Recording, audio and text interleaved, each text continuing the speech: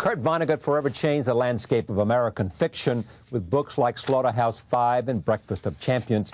His most recent novel, Timequake, was said to be his last, but there was still unpublished material out there.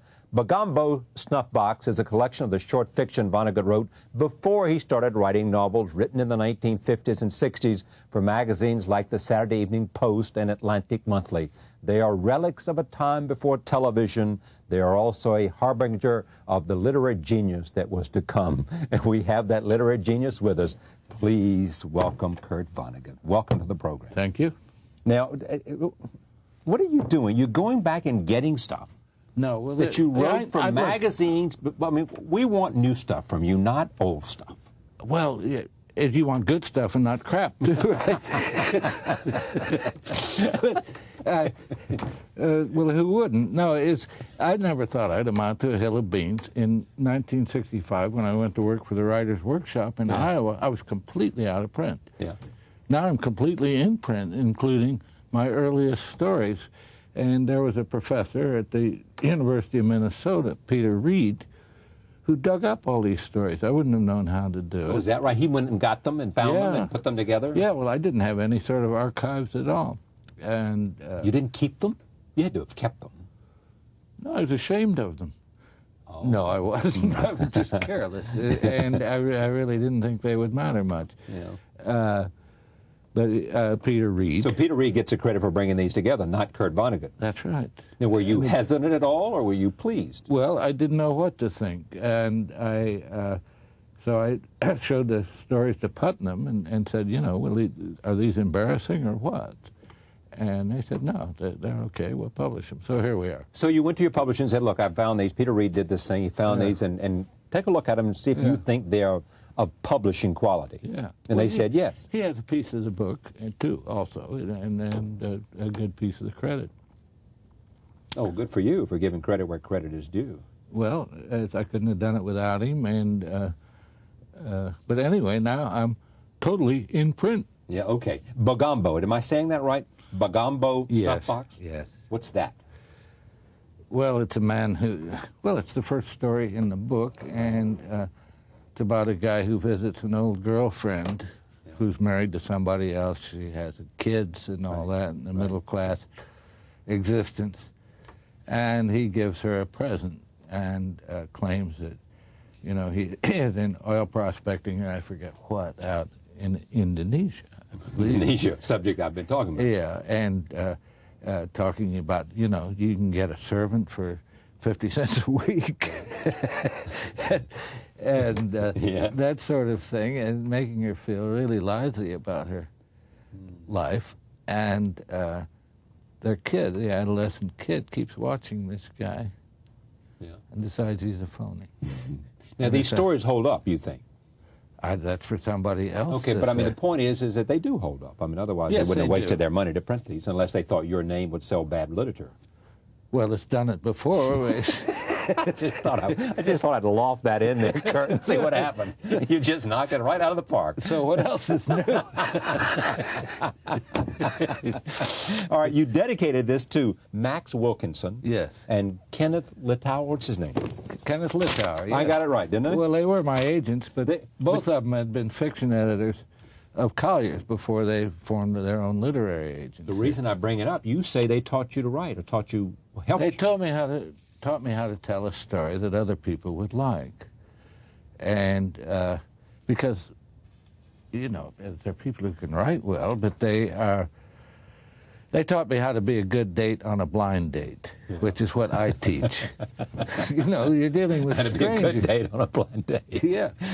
And how to beguile strangers and be polite to them and keep them going. Yeah. You don't have to pander to their politics or anything like that. Okay, well, tell me how, I mean, here's a dedication. In memory of my first agents, Kenneth Littauer and Max Wilkinson, who taught me how to write, which you would say has taught me how to tell a story. Yes. And I've subsequently done that, teaching people how to tell stories at the Writers' Workshop in Iowa. Oh, right. And at Harvard. You've heard of Harvard? And it's Duke of the North, I think. And City College. And so I can't teach people how to tell stories. You can teach people to write? I can teach them how to tell stories. Yeah. What do you teach them? I'm fascinated by that. I mean, you know, I'm not trying to, I want to simplify it, but I'm not trying to be glib about it. I mean, there are many things that are pathetic about, you know, this book and me and everything else, but there is no such trade anymore. There are creative writing courses all over the country now, and there is no short story industry anymore. There was a huge one when I started out, and I could quit a good job with General Electric. I was a PR guy for them. You know, I had hospitalization, membership in a golf club, and everything. Everything you could ever want. Yeah, but I could make more money writing short stories, and I moved my family to Cape Cod. Yeah. And television killed the magazines and killed the industry. But this country... Killed those magazines. Yeah, but this country used to love short stories. People are writing short stories still in university towns all over the country. Perhaps in, Durham? Yeah, Durham, right. I'll bet you there's a magazine there. There is. Which has sprung up. Right. There is, absolutely. Which publishes, well, this is true of Bloomington, Indiana, too. Yeah. This is Moscow, Idaho. It's all these campuses. Somebody has started a magazine, and people, in order to make their souls grow, are damn well going to write a short story. It may knock your block off. It may be so good, but there's no place to publish it anymore. But yeah, people are damn well practicing art anyway with no hope of getting paid off. And I wish people would write poems to each other. That's what they're for heaven's sakes. To try to come to, someone once said, I guess it was Auden who said, I don't know what I think until I see what I wrote. Yeah. Therefore, by writing a poem, you give the clearest voice of your innermost feelings. Well, you say, can you teach creative writing? Yeah. Yeah, you can. I mean, the same way a golf pro can take a few strokes off your game by telling you where to put your foot or whatever. I mean, there are things known about storytelling, which start with Aristotle, Aristotle's Poetics. There's lots of good advice. But here's my point. I mean, you know my point. It is that, let's take somebody who's enormously skilled at athletics, like Tiger Woods, like Andre Agassi. They both started very young, and they seem to have great hand-eye coordination, and Ted Williams was said to have brilliant eye, better than 20/20. And Julius Erving, the basketball player, will tell you that he had these, quote, God-given talents, et cetera, et cetera. Yeah. What are the God-given talents that a writer has?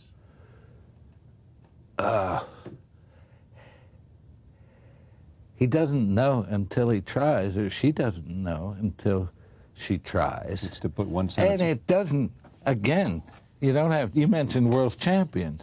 Yeah. Everybody shouldn't consider himself in competition with a world champion. And this is one reason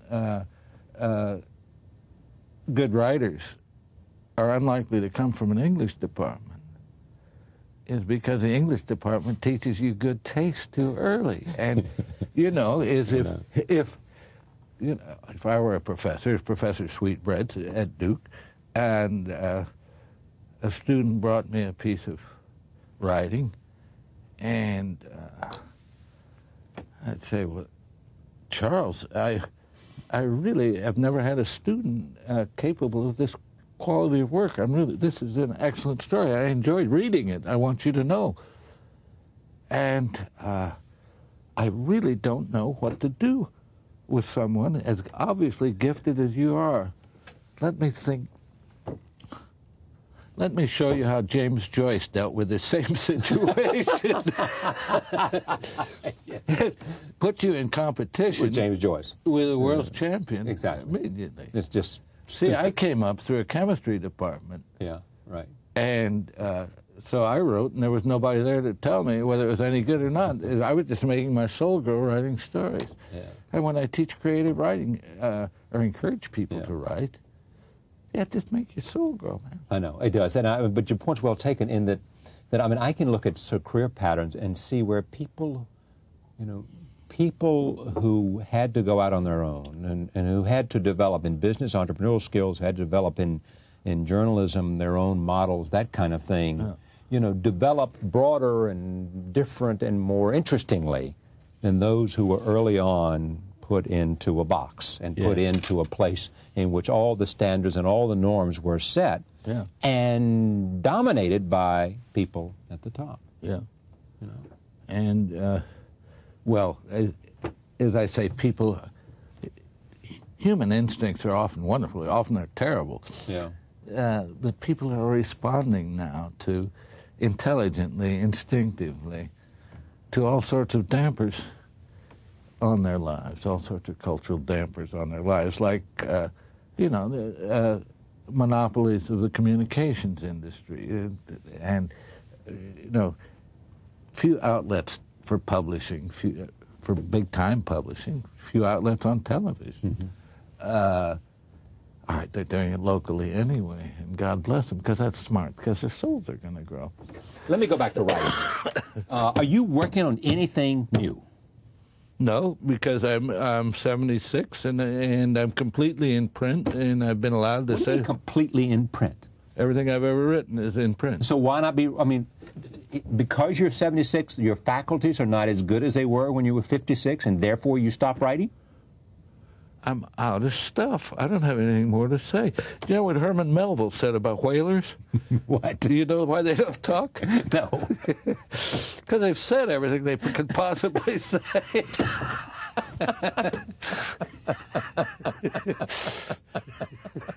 So that's you, huh? Yeah. So Vonnegut's like an old whaler. Yeah, that's He right. said everything he has to say. That's right. Come on now. I mean, I don't get it. Look, it's a business. What do you mean? What do you mean? You mean? Let me just understand this. Kurt Vonnegut had a finite amount of things to say, and he's done said them. Yes. That was it. Been allowed to say them. Yeah. But look, you mean you had a few good ideas and you said them, and that's it? Look, I presented a terrific idea to you, and you just, I don't know how many guests you do this to. I tried some new material on you, and it flopped. No, you were fine with the new material. No, but the computer is a miniature golf course I for like most that. people. No, We didn't appear to like it. No, I did. I just did, but I thought... but you're saying it's a miniature golf course but simply because it's something to occupy your time. Yes. Right? To waste your time. To waste your time. And one thing I don't like about computers in the home, too, is it cheats people out of the experience of becoming. Now, important life experiences are food, sex, but also becoming. And this involves reading, study, practicing an art, whatever. And what Bill Gates is saying is, hey, man, you don't have to become anymore. Your computer's becoming. That's an interesting point. Well, I thought that's a good one. I've tried to make several. Kurt Vonnegut is here.